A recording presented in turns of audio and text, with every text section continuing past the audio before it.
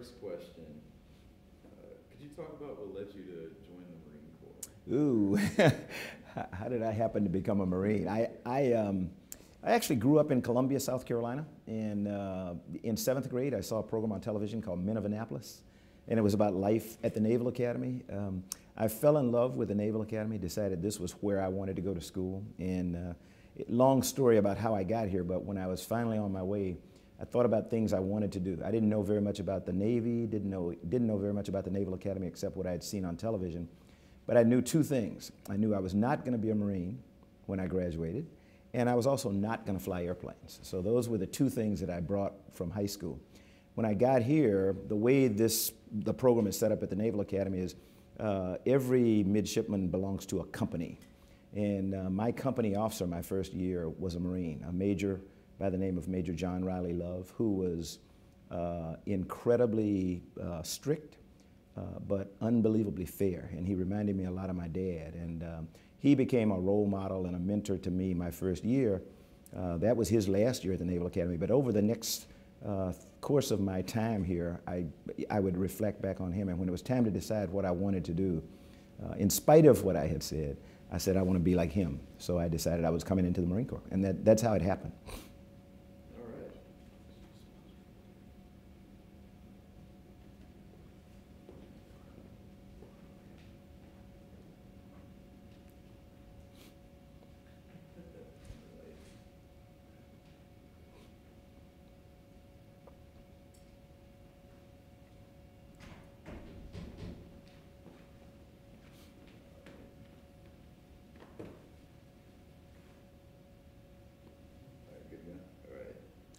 And you received your Bachelor's of Science in Electrical Science. Yes. What brought you to focus on flying? That too was one of these things like becoming a Marine. Although I said I would never fly airplanes, when I got to the basic school, and I think most of the audience may know that every Marine officer has to go through the basic school. It's a 6-month course of study down in Quantico. And I was going through the basic school in the fall and winter. We came to our 3-day war at the end of sort of your graduation exercise. It was cold and snowy and there was ice on the ground. And for 3 days, I thought I was going to die. It was so cold. And I made up my mind then that in spite of the fact that I thought I wanted to be an infantry officer, that just was not what I wanted to spend, how I wanted to spend my life. My wife had never been enamored with the thought of me being an infantry officer either. And we thought about it, and she said, why don't you go to Pensacola? You know, you have an option to go to flight school. And I said, yeah, but I don't really want to fly. And we talked about it for a while. We said, okay, I'll try it. And I went to Pensacola. First time I got in an airplane after going through the ground school part, as soon as the wheels lifted off, I mean, it was incredible. The feeling of exhilaration and everything, and I fell in love with it, and I knew that I had made the right decision. So I stumbled into flight school. All right. Now, what was Marine Corps like for you? I spent 34 years on active duty in the Marine Corps. I am still a Marine. I'm just not actively with Marines all the time, but it was an incredible 34 years of active duty service. In the middle of that 34 years, I was away from the operating forces. I actually spent my middle 14 years detailed to NASA with the astronaut office down in Houston, Texas. But I always stayed connected to my Marine Corps roots, and it was just being with Marines and sailors is unlike anything else that I've ever known in my life. And you all, not they, you're incredible people, and you know, incredibly motivated. You don't ask for a lot. You just say, okay, what does the American taxpayer and the National Command Authority want me to do, and you go do it. And my wife and I both love that. All right. Going back a little bit, what were some of your more memorable experiences flying the A6? Oh, the A6? Yeah. The greatest airplane God had ever allowed a human being to fly, and I still say that. I mean, you know, people ask a lot about what do you like to fly, but I must say that to this day, I don't think I ever flew an airplane with more capability than the A6. It was built to be an all-weather attack aircraft. It had a single mission, which it did incredibly well. The thing I really liked about it was the two crew members. The pilot sat on the left-hand side, the bombardier navigator sat on the right-hand side, where you could look at each other and you could talk. Required extreme coordination. The bombardier navigator, most of the times, ran the mission, orchestrated where we were going, how we were going to get there, provided guidance to me as the pilot, and the pilot flew it. And this bond of trust was necessary because, I mean, sometimes the BN was going to send you places that, you know, you say, can we really get through there, or can we really get there? When you're down, you know, 500 feet flying through the mountains, you need to be able to trust the guy now or girl that's doing the directing, and they need to be able to trust that you're going to fly where they tell you to fly. So my time in Vietnam was incredible. I actually was in a squadron that was stationed in a place called Nampang, Thailand, in the middle of the Thai jungle. It was affectionately known as the Rose Garden. And we were there toward the end of the actual conflict in Vietnam, and most of what we did was night all-weather interdiction. Incredible missions, very taxing and very challenging, but in a weird sense, quite rewarding and enjoyable because you were able to meet the challenge. All right, after the Vietnam War, you returned to the U.S. and eventually became a test pilot. Yes. Can you talk about some of the differences and similarities? You mean between being a test pilot and a normal kind of pilot? I think the biggest thing, you know, from flight school, where I had one of my instructors was a Marine who was a test pilot, a guy named Pete Field, retired as a colonel in the Marine Corps, but he had actually been a test pilot for a while, eventually became the project lead for the F-18 development program. But when I talked to him, he always talked about what being a test pilot was really like, how demanding it was, how you had to do very precise flying, whether it was flying to within a knot in airspeed and a foot of altitude. And I think that's the big difference between what a test pilot does and what a normal pilot does. Pilots, as a general rule, have to be precise, but in test piloting, you have to be extremely precise and disciplined. They teach you how to observe. You have to be very observant of what's going on, whether it's in the cockpit or outside, because all that becomes data, becomes input into the performance of the airplane. You're really, as a test pilot, you're really trying to make a determination as to whether the airplane or the weapon system that's being used in that airplane is going to be useful and easy for a pilot or a crew member to use. And you have to be taught to do that. So that's probably the biggest difference. All right. How hard was it to return to the Naval Academy as the Deputy Commandant of Midshipmen? My wife and I were a little bit hesitant, if you will, but immediately upon arriving here, we found that the transition was going to be very easy. It was a tremendous transition because we had come from living in the civilian world 24 hours a day, 7 days a week, to being back here where we lived on the yard.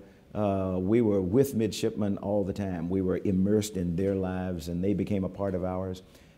It was great to be able to get up at 6 a.m. every morning and go out and PT with them during plebe summer. I probably was in better physical shape than I'd ever been in the year that I was here, trying to keep up with 17 to 21-year-old young men and women from all over the world. It was an absolutely incredible experience for us that year here, and the transition was a lot easier than I thought it was going to be. And I'll be honest with you, that year here really helped me smooth my transition back into the operating forces of the Marine Corps, because my task here was to help the superintendent and the commandant run the Naval Academy. I had primary responsibility for the leadership training of the Marines and of the midshipmen, and so that was an incredible help in getting me ready to go back to the fleet. All right, and the training that the Marine Corps and the Navy gave you obviously was a help in bringing you to NASA. Yeah. Can you go into further detail about how some of the training helped once you got there? I will tell you, my training here at the Naval Academy and in the Marine Corps supplemented what my mom and dad gave me growing up. As I said, I grew up in Columbia, South Carolina. My mom and dad were school teachers. They were relatively demanding. You know, they were incredibly inspirational parents. But for my brother and me, all they demanded was that we do our best in everything we could. They never would allow us to accept the fact that there was something we could not do. They always said, you know, you can do anything you want to if you put your mind to it and if you're willing to study. When I came into the Naval Academy, my 4 years here, and then my subsequent training and experience in the Marine Corps, here I learned what some of the lessons, I was able to put labels on some of the lessons that my mom and dad and my church had taught me. honor, courage, commitment, the things that they had told me about being honest with people, never telling a lie. You know, every kid does it, but you worry about it. You know, if your parents have taught you well, even a little white lie bothers you, and it did me. So honor became something that I had lived all my life, and you know, my experience in the Marine Corps trying to lead Marines and sailors, it instilled in me the importance of knowing that as long as I was honest with my Marines and sailors, they would support me. If I ever lied to them or if I ever deceived them, then I was toast. The courage part, I learned that it's not just being able to stand up in front of somebody and take a bullet, but it's moral courage. It's doing the right thing all the time. It's being able to tell Marines and sailors that they're wrong when they decide that they're going to discriminate against somebody because they don't look like them or they're not the same sex or whatever it is. And then the commitment part, putting yourself into something for your life. You know, you're both petty officers, and you've been through a lot to get where you are, and you wouldn't be here were it not for your commitment to the Navy and to your sailors that you lead. And so, as I said, the Navy and the Marine Corps, they prepared me for life, especially by making our core values come to life and really mean something more than just words. All right. What led you to decide to apply for the astronaut?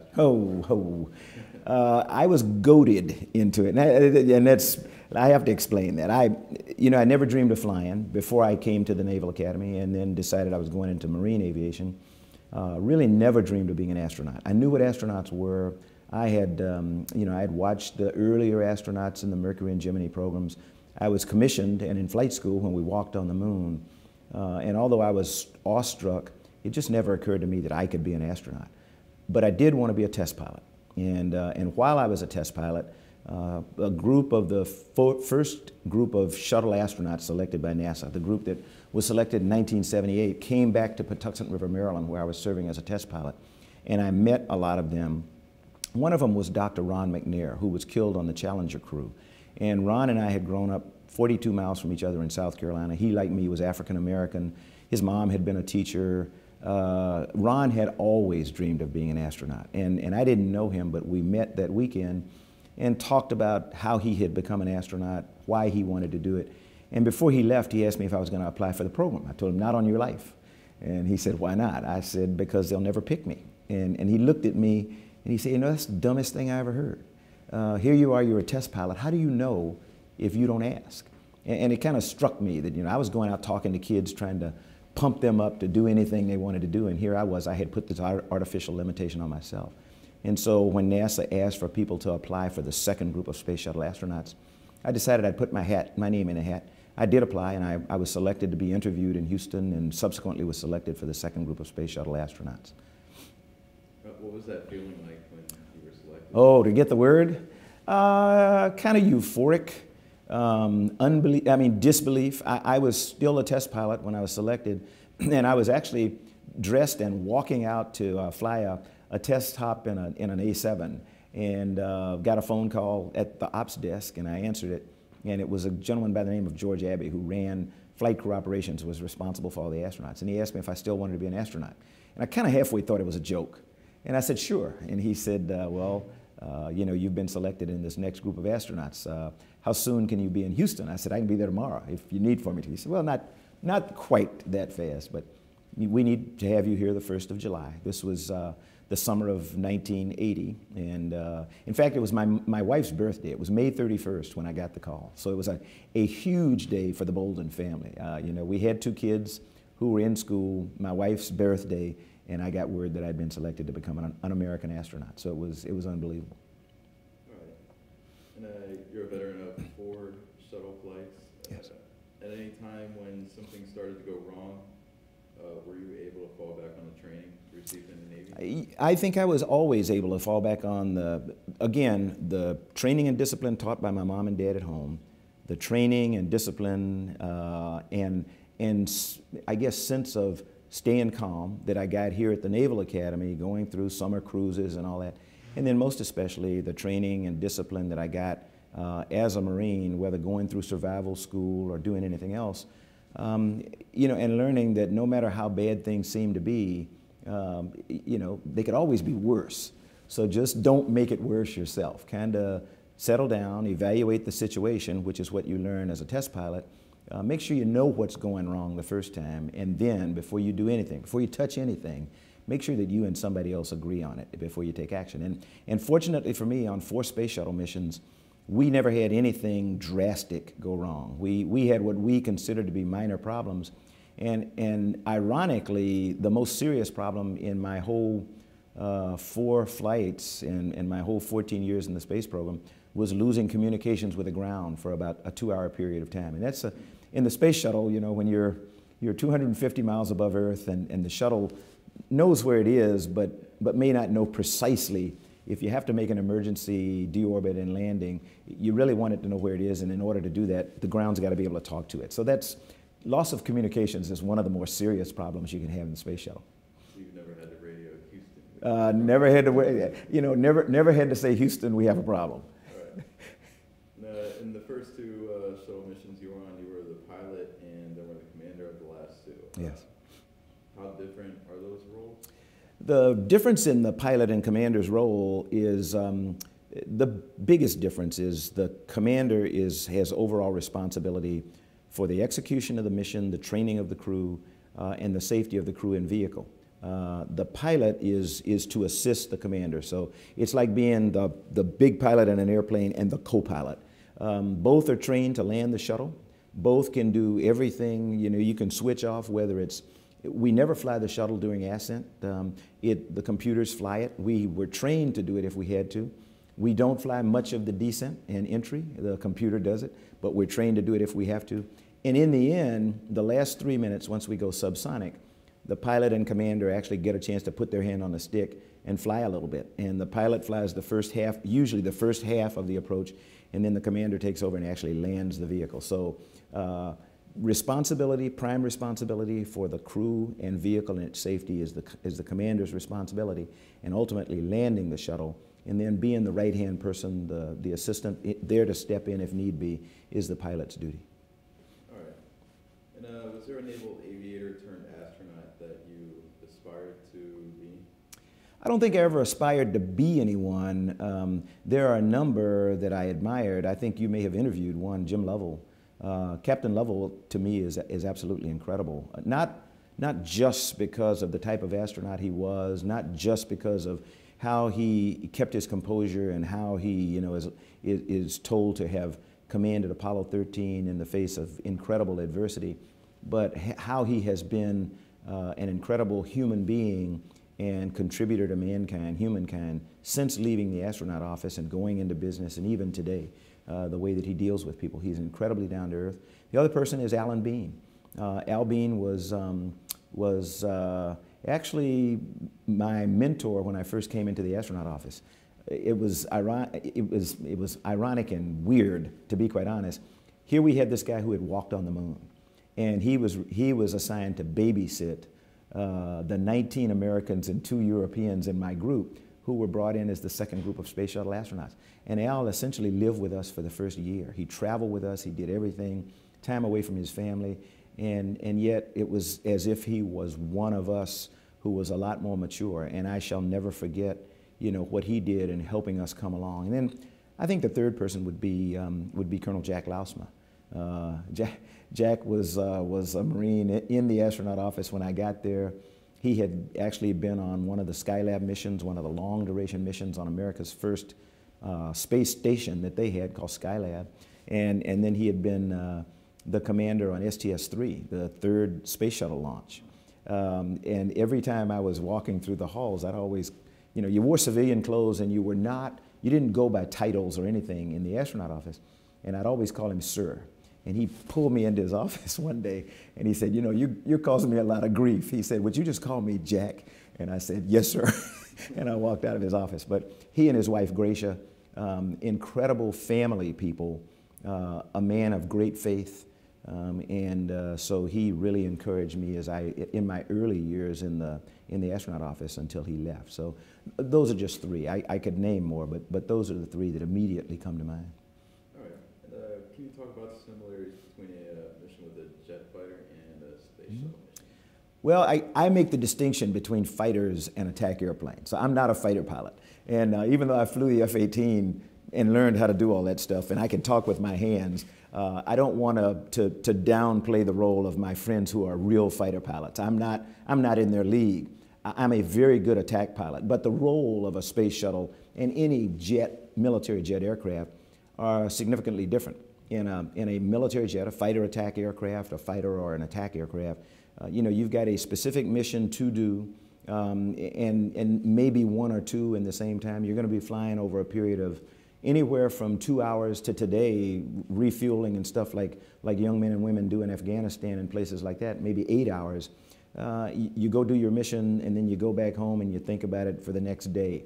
You're really focused and really intent for a brief period of time when you're on target or over target, concerned about the lives of the Marines or sailors or airmen or soldiers who are down on the ground. But it's short-term, intense focus. In the space shuttle, as it used to be, because we're not flying anymore, but now on the International Space Station, where you're there for 6 months, it's more like a marathon. So I would say, when I compare shuttle and station, it's like a sprint compared to a marathon, because shuttle was days in length, the International Space Station 6 months. Flying a jet airplane in combat and flying the shuttle is like a real sprint. I mean, the combat is a 100-yard dash. Flying the space shuttle or living on the International Space Station is like an ultra marathon where you're running 100 miles and you've really got to pace yourself. And think about days and weeks instead of minutes and seconds, the way you do in a fighter aircraft. Maneuverability-wise, when you're in space, gravity's overcome, so the shuttle is unlike anything that anyone has ever seen before, because it's essentially, while it's going 17,500 miles an hour around Earth, on board, it's like you're just standing still. Gravity is overcome, so you float. You move your head and your body follows. The shuttle can be maneuvered in any of all directions. It can go up and down, sideways, fore and aft. It can roll, it can pitch, it can yaw, it can do everything. When you come back to Earth, it turns into a glider. It doesn't have any engines, so it's a big glider, huge glider. But it actually performs. It flies very similar to a fighter attack aircraft, very maneuverable, although it's a behemoth kind of glider. All right, now as head of NASA, could you talk about how the Marine Corps and Navy got you ready for? Oh, an incredible preparation. As the head of NASA, I'm responsible for about 17,000 civil service employees. And then while I don't have direct responsibility, I am responsible to my contractors, and they make up about a 40,000 person contractor workforce that do NASA's bidding. The things that I learned going through training as a midshipman at the Naval Academy and then subsequently my 34 years in the Marine Corps come into play every day. And you may or may not be surprised. Among those things are our core values. We deal with a lot of people. We deal with the Congress all the time. They depend on me being very honest and upfront with them. So again, going back to the core value of honor, if I am honest and upfront with the Congress and the White House, the President, even though I may have bad news sometimes, most people can live with that. If I ever mislead them, I'm history, I'm toast. So I remember that. The courage means every once in a while, when you're dealing with the President, although I don't talk to him, I don't want to mislead anybody. I don't talk to the President every day. But when I talk to the people around him, every once in a while I have bad news for them. Or I tell them that an idea that has sprung up is really not a good idea at all. So I have to have the courage to go in and tell my boss that the baby's ugly, if you will. And I don't mind that because, the Naval Academy and the Marine Corps taught me that. And then the final thing is commitment. I love my job. I love my people. I love this country. And so I stay committed to it. From your being behind the stick in aircraft and then with NASA, how have you watched the changes in Navy and Marine Corps aviation? Ooh, geez. Well, I'll tell you, it's hard to believe the magnitude of the changes in naval aviation, in Navy and Marine Corps aviation, just in the time that I've been involved. We've been flying airplanes now since 1903. So a little bit more than 100 years, and we're celebrating the centennial of naval aviation this year. The change from the Wright brothers to an F-18 or an F-35 or an F-22 in the Air Force today is incredible. Whether you're talking about speed, altitude, ability to deliver weapons precisely, ability to communicate around the world, communicate with people on the ground, those are just incredible game-changing technological leaps that we've made, and most of them have been made in my lifetime in naval aviation. I mentioned at the outset of this interview, the A-6 is the most incredible airplane I've ever been privileged to fly, but technologically it is dwarfed by what's in an F-18 or in an F-35. You know, it would have been great to have been able to look down into my lap in an A-6 and see the ground the way that a pilot can with the helmet-mounted cameras and everything else and the sensors in the skin of the F-35.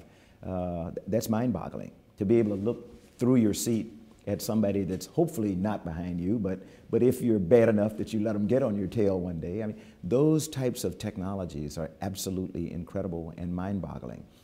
They have helped us get to where we are in terms of space exploration. You know, it's those types of developments in aviation that have enabled us to bring about a space shuttle, for example.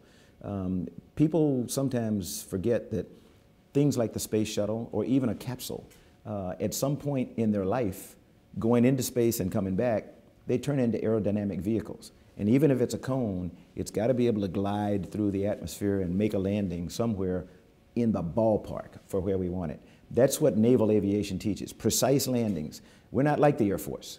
You know, we don't come back to a runway and set it up, and if we land anywhere on the runway, it's okay. When you're coming back aboard a carrier, I mean, you've got to be very precise. You can trap on one of 4 wires. If you miss them, then you're toast. And that's just a level of precision that is unprecedented. We do the same thing in the space program. When we put somebody on another planet, as we are going to do when we go to Mars, we've got to be able to make a carrier landing. We've got to be able to send them to a very precise spot on the Martian surface that we know it's going to be safe and level and everything else. When we sent Neil Armstrong to the surface of the moon, what was most incredible about that was it was a precise carrier landing. We knew where we wanted them to be. Neil was able to take over manually because he found that where he was going to land, that precise spot, was a little bit rougher than we had thought, and so he moved just a little bit, you know, to one side and landed safely. And that's the kind of precision that's required when you're going to another planet, many millions of miles sometimes away from Earth. All right, where do you see aviation going in the next century? It's going to be tough because we all know that we're turning more and more to unmanned aerial systems. I hope, to be quite honest, I hope that we will never move completely away from human systems, human-operated systems. I, like everybody else, can see the handwriting on the wall because people feel that it's safer for crew members to be able to hand off some of the more risky missions to a robotic vehicle. We're doing the same thing in the space program. When I send humans to Mars, in your lifetime, by the way, they will be arriving at a base camp that a robot has set up. I won't be sending astronauts to the surface of Mars to build a camp.